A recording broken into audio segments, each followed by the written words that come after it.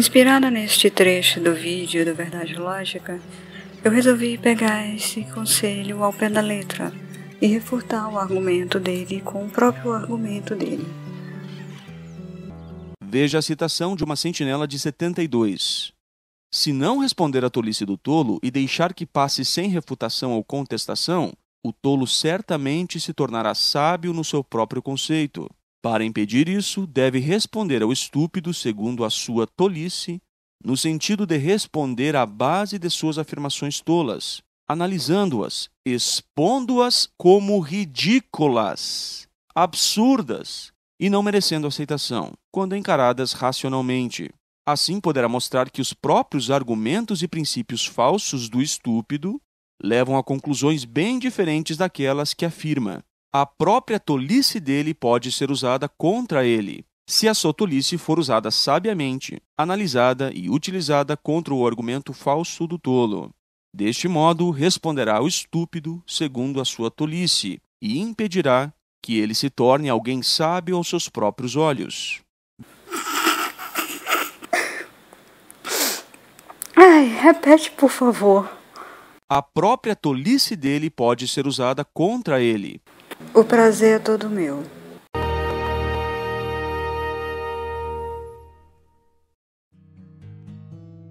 Porque Jesus é um Deus. Vejamos o relato de João 10, 31 ao 36, que diz assim: Mais uma vez, os judeus apanharam pedras para apedrejá-lo. Então Jesus lhes disse: Eu lhes mostrei muitas obras boas da parte do meu Pai.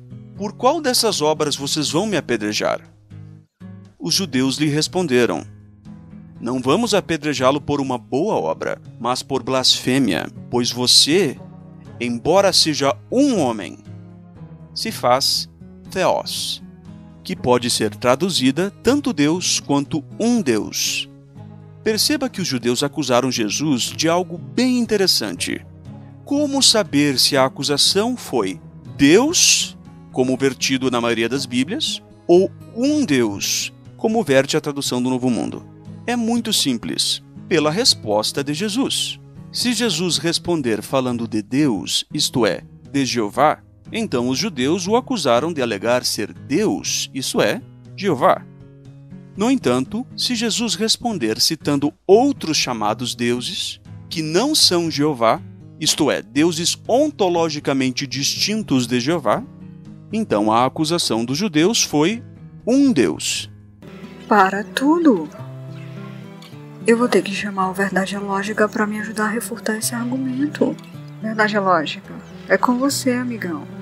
Assim, nós nos unimos para refutar este vídeo, a fim de que as pessoas que foram enganadas por esses falsos raciocínios possam analisar com cautela os fatos e possam tomar suas próprias decisões, não mais de um modo unilateral. Mas, meu caro Verdade Lógica, me diga o que é que tem de errado com o seu próprio argumento, tio. Então, se você acreditou nas declarações desse sujeito, agora você terá a oportunidade de analisar os dois lados da questão. Existe uma frase que eu gosto muito, e ela é assim: Cínicos. Eu ia falar cara de pau, mas cínico cai muito bem também. Mas qual é o problema, Verdade Lógica? Falácia da falsa dicotomia. O que é a falácia da falsa dicotomia?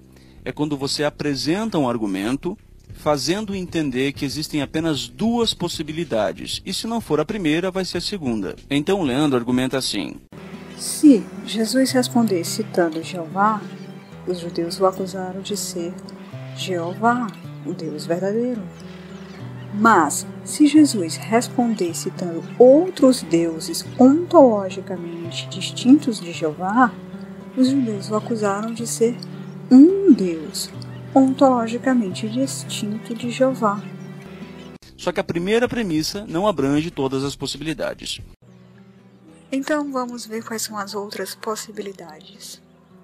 Eu espero que você tenha assistido o vídeo da Verdade Lógica antes, se você viu, porque toda essa argumentação do vídeo parece bastante lógica, mas não é. Não passa apenas de um raciocínio falso, concebido com o objetivo de produzir a ilusão de verdade, que, embora simule um acordo com as regras da lógica, apresenta na realidade uma estrutura interna inconsistente, incorreta e deliberadamente enganosa. Gostou da minha definição de falácia?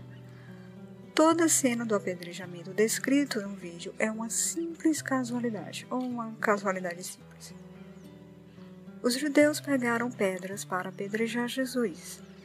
Isso é o efeito, não a causa. Então qual é a causa? Em outras palavras, o que causou essa reação nos judeus? A resposta não está na pergunta de Jesus, mas sim no acontecimento anterior aos judeus pegarem as pedras.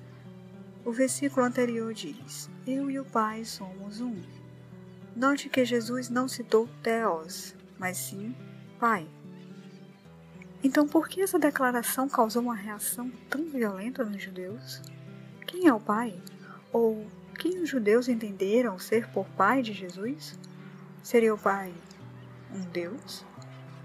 A resposta está no capítulo 8, e é por isso que você deveria ler a Bíblia inteira, onde os judeus tentam apedrejar Jesus pela segunda vez. O episódio relatado no vídeo é a terceira vez. Disseram-lhe, pois, os judeus, são os judeus falando: Nós não somos nascidos de fornicação, temos um Pai, que é Deus. Então os judeus deixam bem claro que o Pai é Deus. Eu creio que tanto eu como as testemunhas de Jeová concordamos que o Deus dos judeus é Jeová. Inspirado no exemplo da mulher dado no segundo vídeo, eu vou fazer o mesmo exercício da substituição. Eu e Deus somos um. E os judeus pegaram pedras para apedrejá-lo. Mas qual era a pergunta do vídeo mesmo? Como saber se a acusação vertida foi Deus ou um Deus? É muito simples, pela resposta dos judeus, tchê.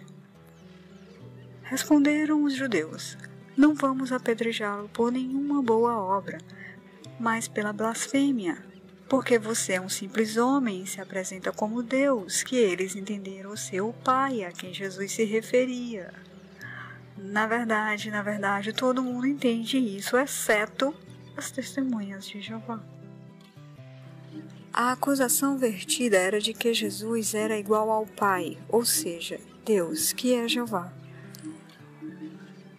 E por ser Jesus um humano, eles consideraram blasfêmia. Mas e a resposta de Jesus?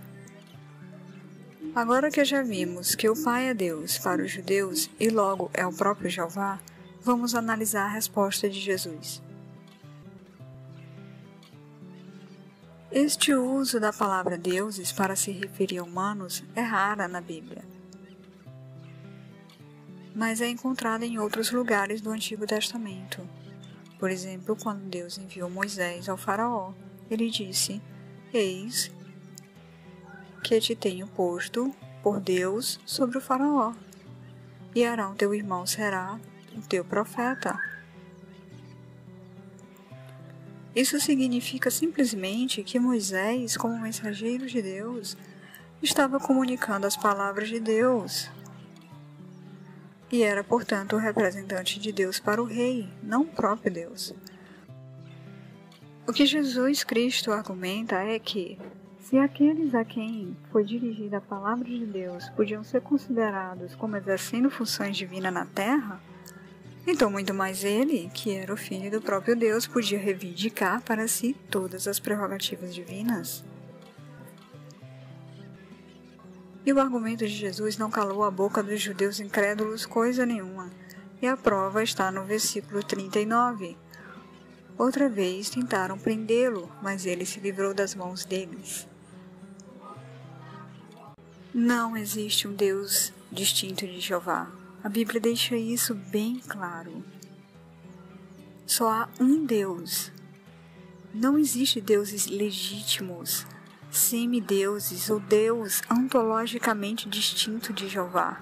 Jeová é um único Deus. Eu vou ler para você. Assim diz o Senhor, o Rei de Israel, o seu Redentor. o Senhor dos Exércitos. Eu sou o primeiro e o último. Além de mim não há Deus. Note que nesse versículo tem Redentor, primeiro, último e além de mim não há Deus. Tem Senhor também. Mais um. Visto que existe um só Deus. Visto. Tá aqui, ó. Viu só? Que existe um só Deus. Que pela fé justificará os circuncisos e os incircuncisos. Primeiramente, nós queremos deixar claro que esse não é um ataque, antes é uma resposta ao argumento dele. Eu quero deixar claro que esse vídeo não foi uma ofensa à pessoa da Verdade é Lógica, mas antes é uma resposta à argumentação dele com a argumentação dele. Eu também espero que ele não se incomode de eu ter pego uns trechinhos dos vídeos dele. Afinal de contas, ele faz isso com os vídeos de todo mundo. Agora assista mais um pouquinho de um outro vídeo do Verdade Lógica. Olá, meu amigo e minha amiga, obrigado.